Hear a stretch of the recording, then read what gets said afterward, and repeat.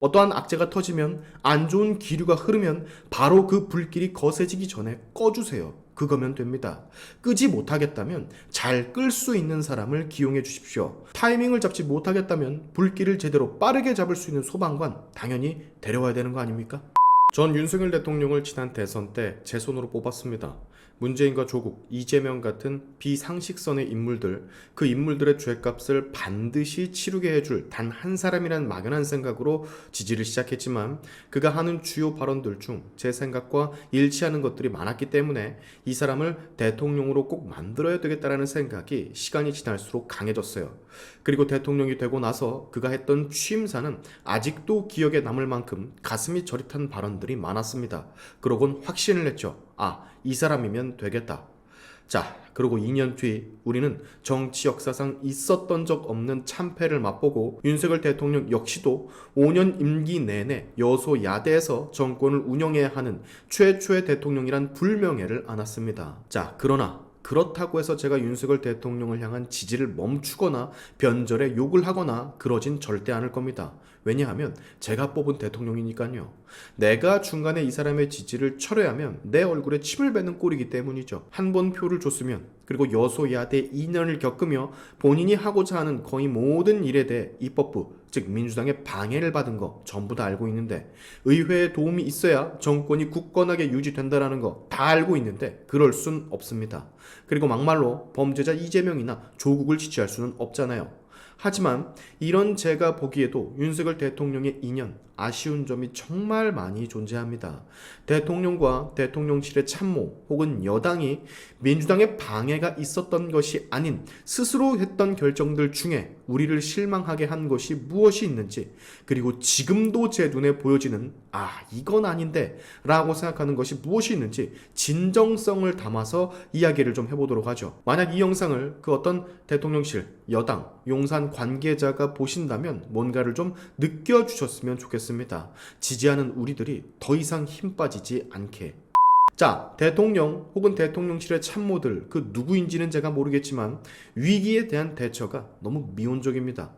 악재가 터져 불씨가 타오르면 그 불이 번져나가기 전에 주변에 양동이라도 들고 와서 불길을 막는 액션이라도 취해야 되는 건데, 그것이 당연한 건데, 그 불길이 번져서 걷잡을 수 없는 업화가 되고 나서야, 그때서야 움직이는 모습을 정말 여러 번 보여줬어요.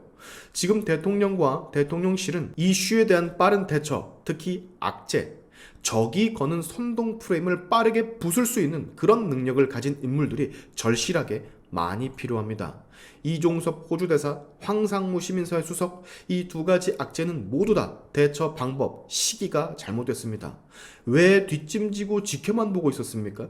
바로 들어가 그 악재, 그 선동을 파해야 할 때 왜 가만히 보고만 있었어요?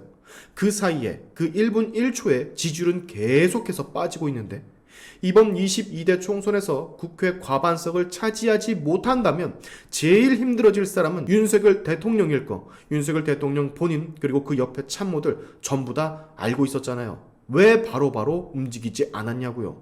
의료개혁에 대해 얘기하지 않을 수가 없죠. 저는 의료계 쪽 전문가가 아니기 때문에 자세한 내용을 언급하기 힘들지만 두 가지는 말씀을 드릴 수 있을 것 같습니다.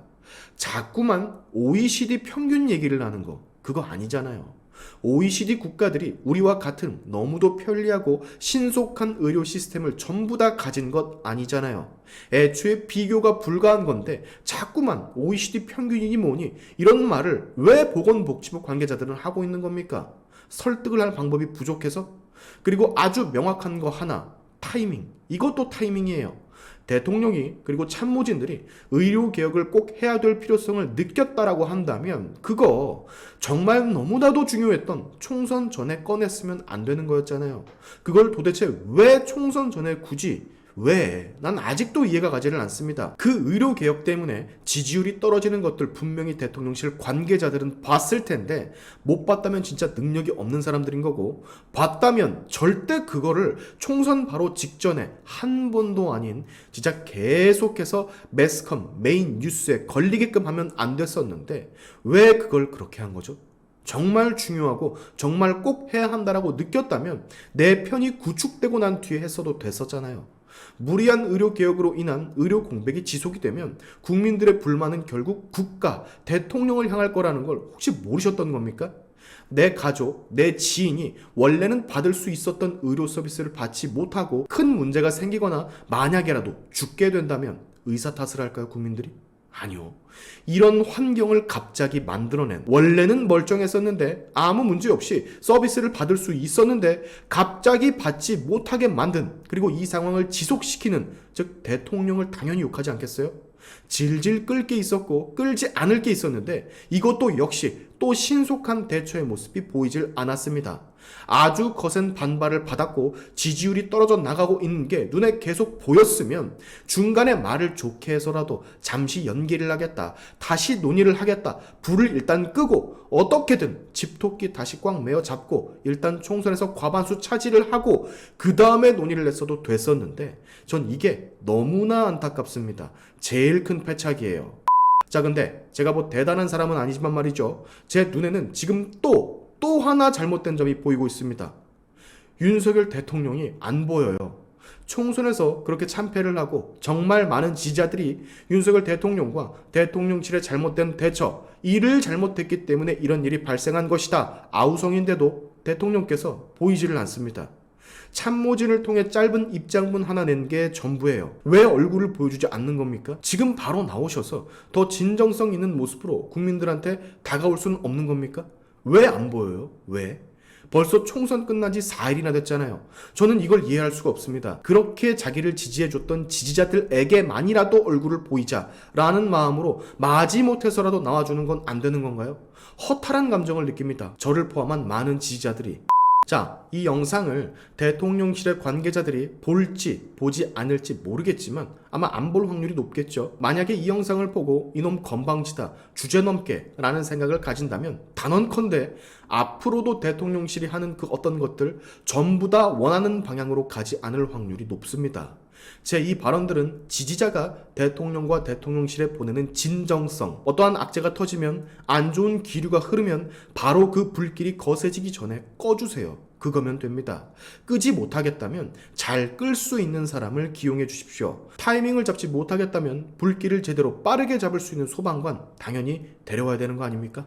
오늘의 샤인투브 여기까지 하겠습니다. 여러분의 영상 공유는 세상을 밝히는 힘이 되니까 꼭 공유 부탁드리면서, 지금까지 영상이 좋으셨다면 구독과 좋아요 그리고 알림 설정까지 꼭 한 번씩 눌러주시면 감사하겠습니다. 다음에 봅시다.